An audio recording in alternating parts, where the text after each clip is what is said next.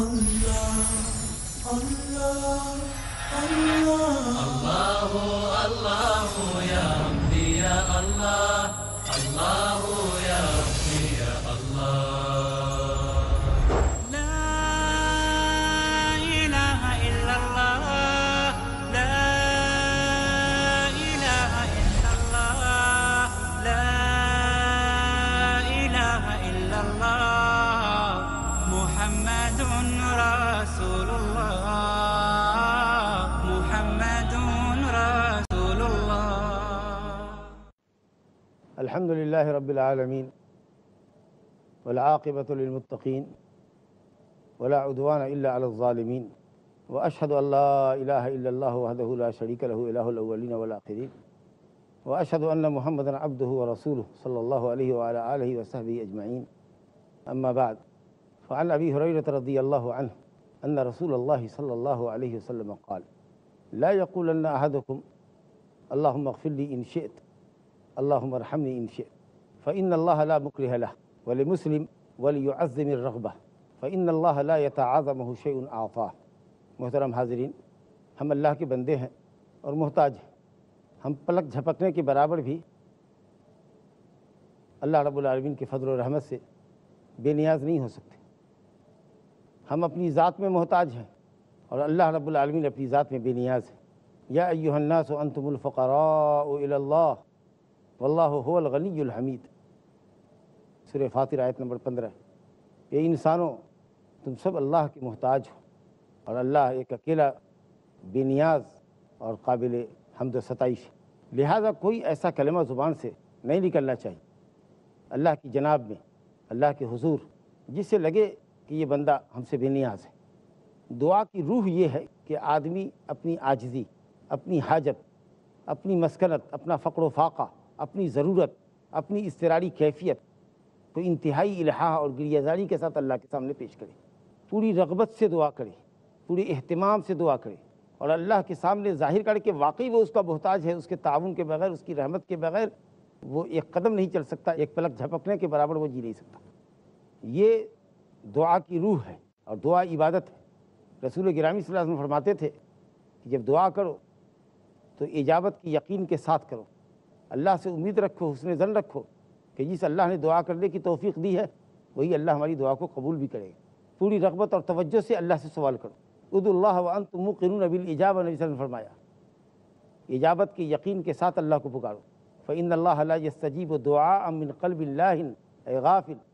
اللہ تعالیٰ غافل دل کی پکار نہیں سنتا. اگر کوئی شخص کہے اللہم اغفر لی ان شئت، اے اللہ مجھے بخش دے اگر تو چاہے، اے اللہ تو مجھ پر رحم فرما، اللہم ارحمنی، اللہ مجھ پر رحم فرما، ان شئت اگر تو چاہے.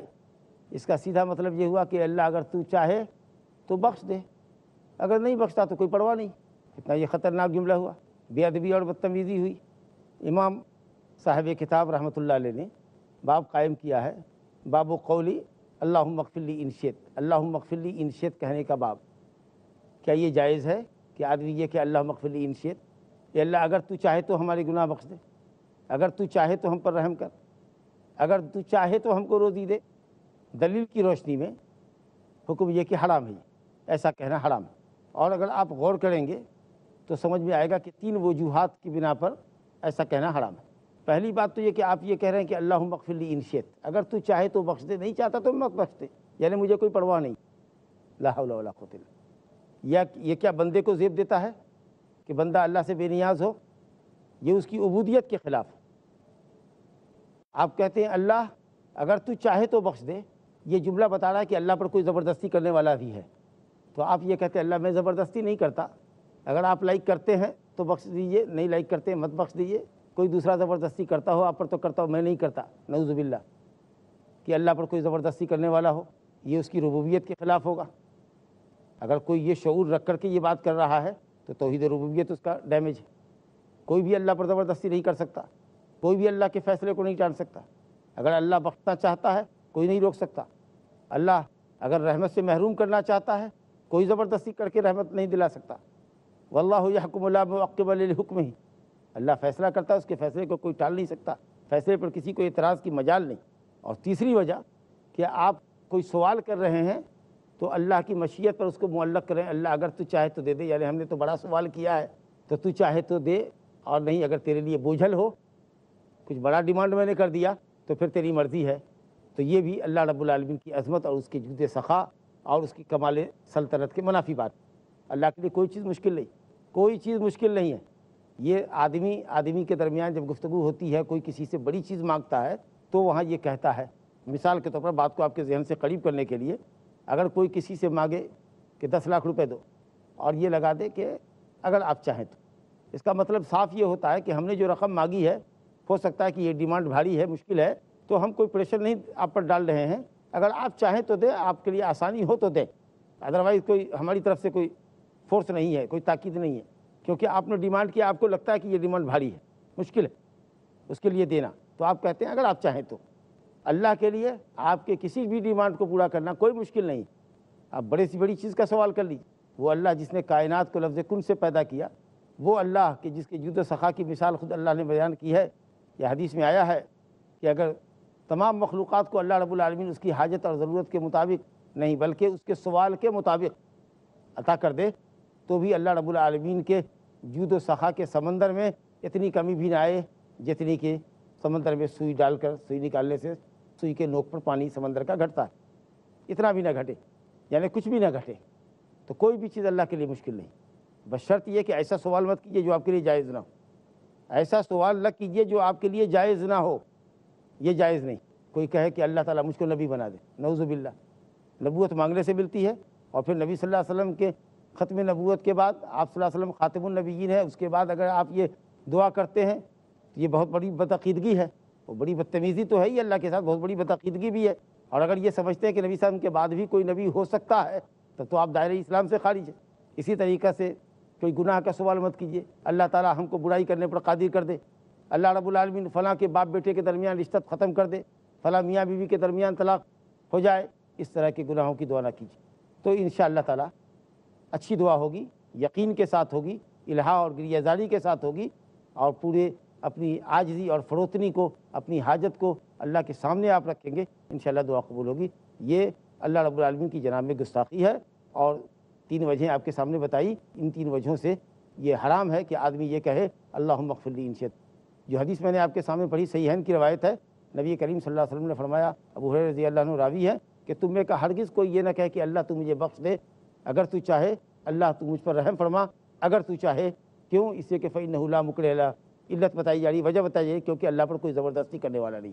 تم یہ ان شئت اس لیے کہہ رہے ہو کہ تم یہ سمجھ رہے ہو کہ اللہ پر کوئی زبردستی کرتا ہے، نہ چاہتے ہوئے بھی کوئی کام اس سے کرواتا ہے، نہیں، اور تم یہ بتا رہے ہو کہ اللہ ہم زبردستی نہیں کرتے، اللہ پہ کوئی زبردستی نہیں کر سکتا، یا یہ سمجھ کے کہہ رہے ہو کہ اللہ پر یہ سوال مشکل ہوگا، بھاری ہوگا، تم نے کوئی بڑی چیز مانگی، نہیں۔ دوسری روایت میں ہے وَلْيُعَظِّمِ الرَّغْبَةَ، خوب رغبت کے ساتھ مانگو اور بڑی سے بڑی چیز مانگو، فإن اللہ لا يتعاظمہ شیء، اللہ پر کوئی چیز بڑی نہیں ہے، اللہ کے لیے کوئی چیز بڑی نہیں ہے۔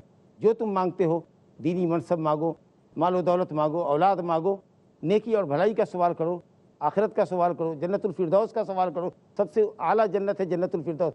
خود نبی صلی اللہ علیہ وسلم نے فرمایا اذا سألتم اللہ فسألوہ الفردوس، جب سوال کرو جنت کا تو جنت میں بھی کیٹیگریز ہے، نیچے والی جنت کا نہیں، اللہ تعالیٰ سے فردوس سے اعلیٰ کا سوال کرو، تو بڑا سے بڑا سوال کرو، تو نہ کوئی چیز بڑی ہے اللہ کی نگاہ میں، نہ کوئی زبردستی کرنے والا ہے اللہ کے اوپر، تو اس لیے یہ بے ادبی ہوگی، اور اس سے اللہ رب العالمین کی توحید ربوبیت اور خود آپ کی توحیدی عبادت اور اللہ رب العالمین کے جود و احسان اور اس کی عظیم سلطنت کے اوپر اس سے ضرب پڑتی ہے، اس لیے یہ جملہ کہنا ان شیطا کا معلق کر کے حرام ہے۔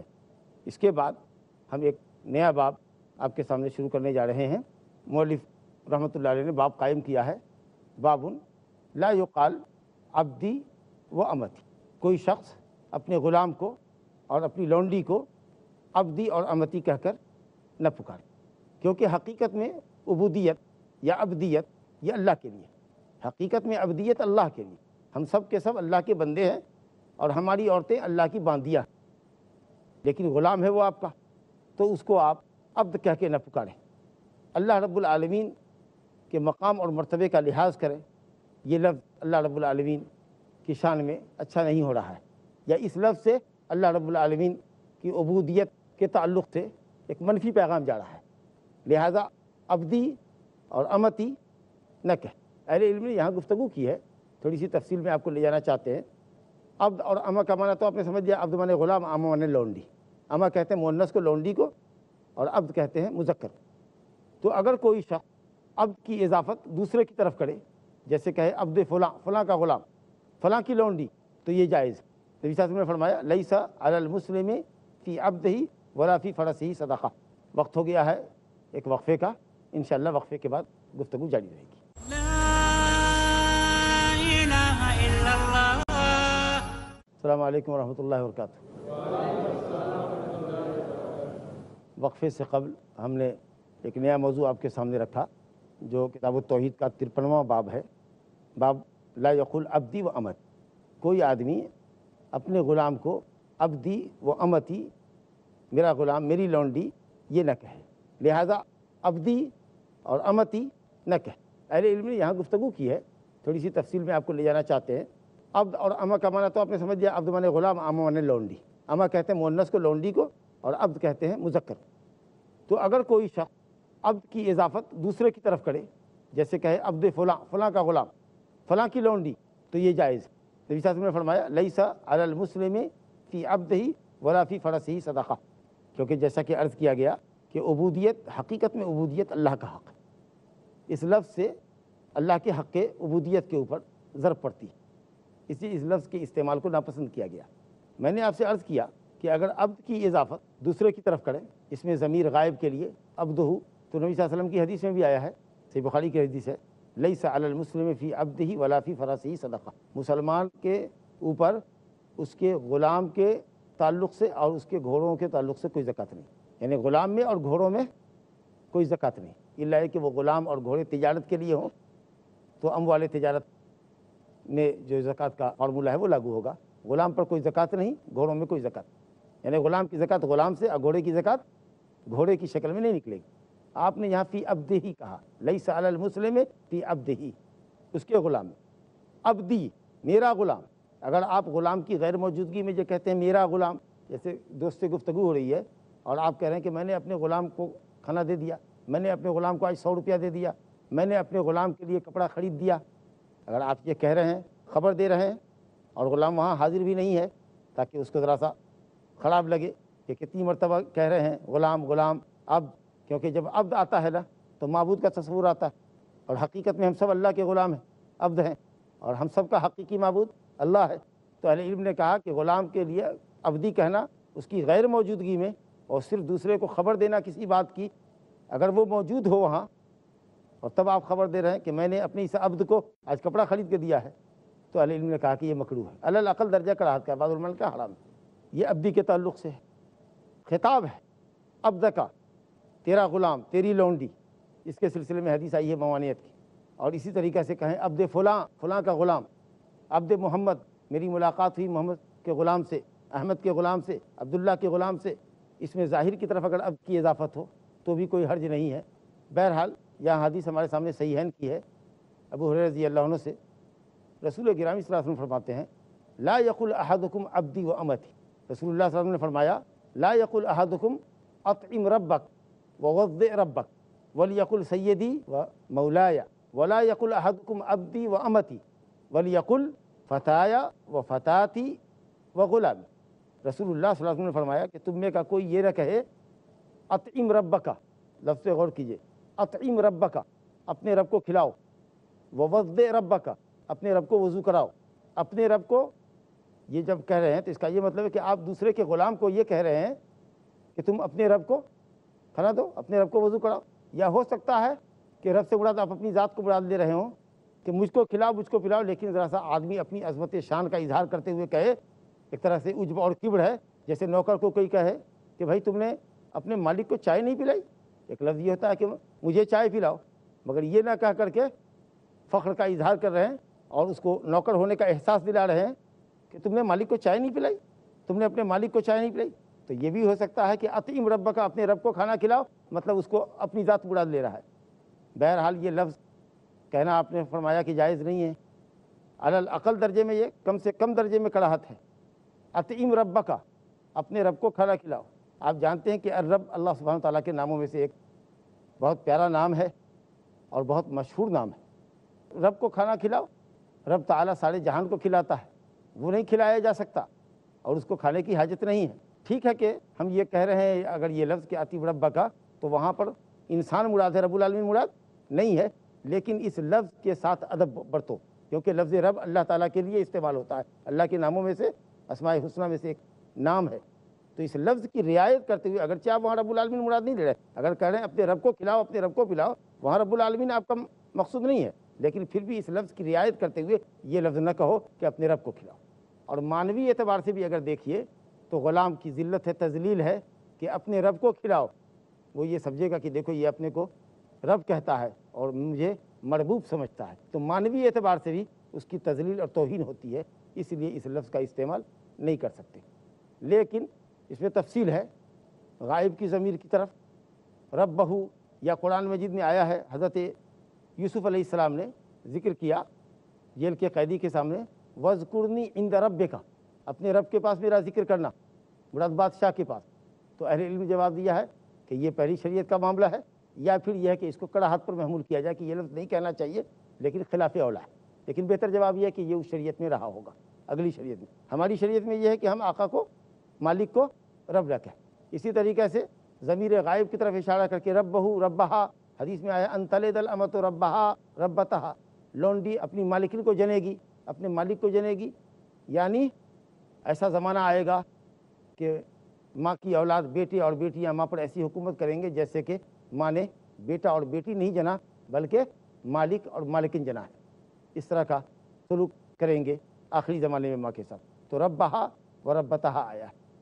तो अहले इल्म ने गुफ्तगू की है कि रब्बहू रब्बहा कह सकते हैं, या ख़ुद ग़ुलाम ये कहे कि रब्बी, अपने आका को कहे रब्बी, जैसे हज़रत यूसुफ़ अलैहिस्सलाम ने अज़ीज़ मिस्र के लिए, जिनके घर में वो पले बढ़े थे, कहा कि मैं कैसे उनके साथ ख़यानत कर सकता हूँ। इन्नहु रब्बी अहसन मसवाया, इन्नहु रब्बी, वो मेरा रब है, पालने पोसने वाला है, एहसान करने वाला है, उसने मेरा पालन और पोषण और मेरी तरबियत और खुर्द नोश का बेहतर इंतज़ाम किया है, हम उसके साथ ख़यानत कैसे कर सकते हैं। इन्नहु रब्बी अहसन मसवाया।